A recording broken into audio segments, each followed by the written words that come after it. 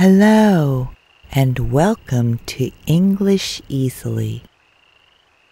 My name is Professor Winnie.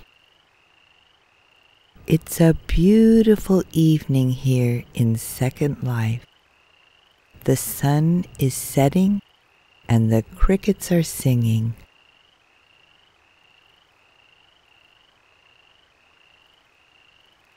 So, in Chapter 2, we saw that Arturo has attempted to be honest and return the refund check that was mistakenly mailed to him.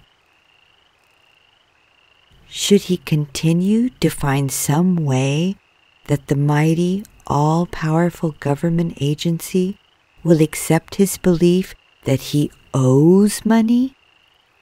Or should he just cash the check and risk an investigation that might jeopardize his residency in America?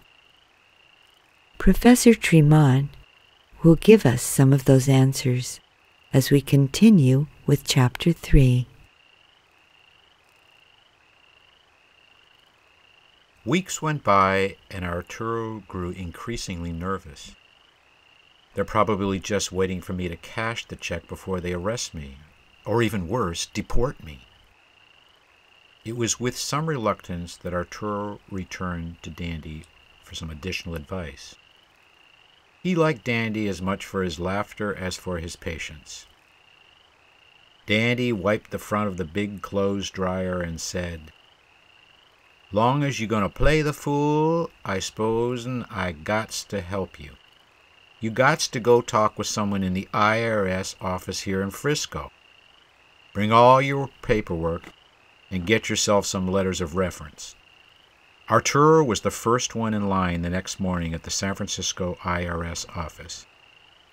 With him, he brought his immigration papers, a Social Security card, a library card, a Safeway grocery discount card, and the photo of his family.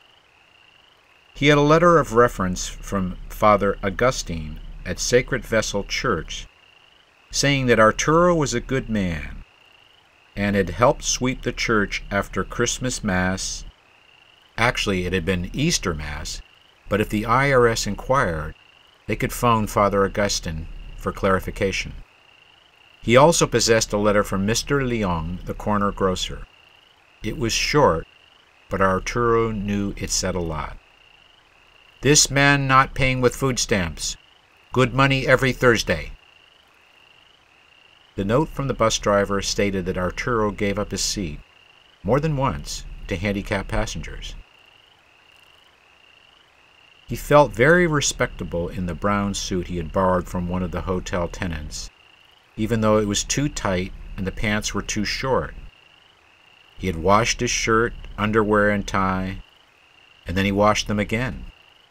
Before he left, he applied a double dose of Mr. Man aftershave lotion. His documents contained the dreams for his family, and Arturo was ready. But when the huge crowd entered the lobby, Arturo was swept into immediate confusion.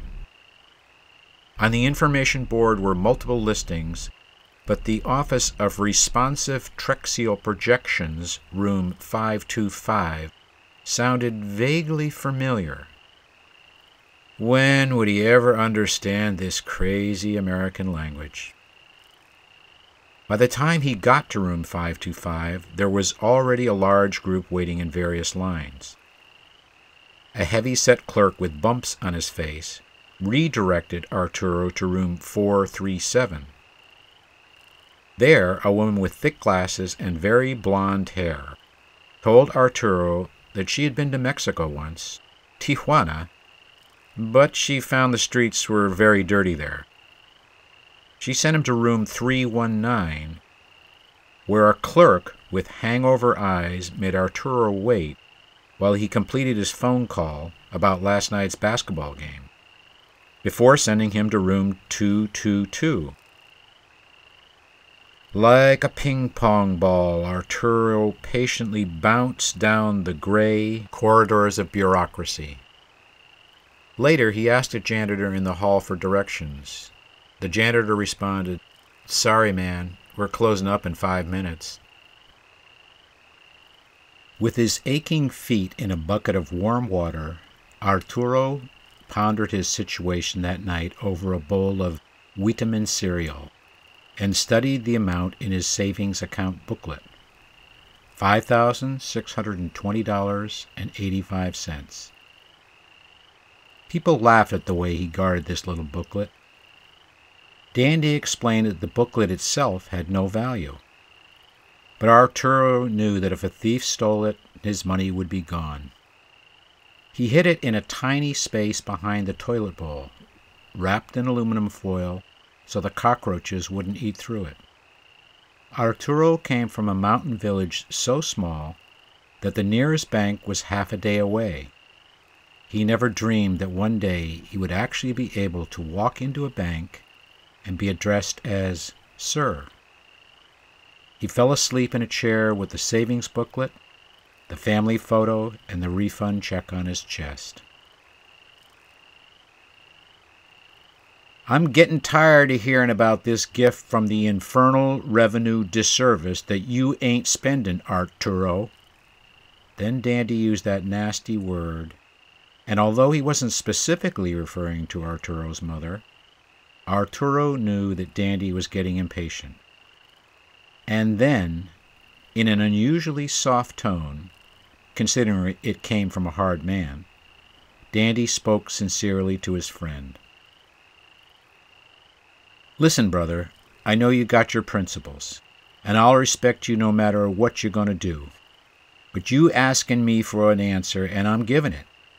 Ain't no government nowhere what's going to look out for us little people. Cash the goddamn thing. An hour later, Arturo and Dandy stood tall in the stuffy, brightly lit branch of the First Friendly Savings and Loan. Later that night, a party began that was almost wholly financed by the U.S. government.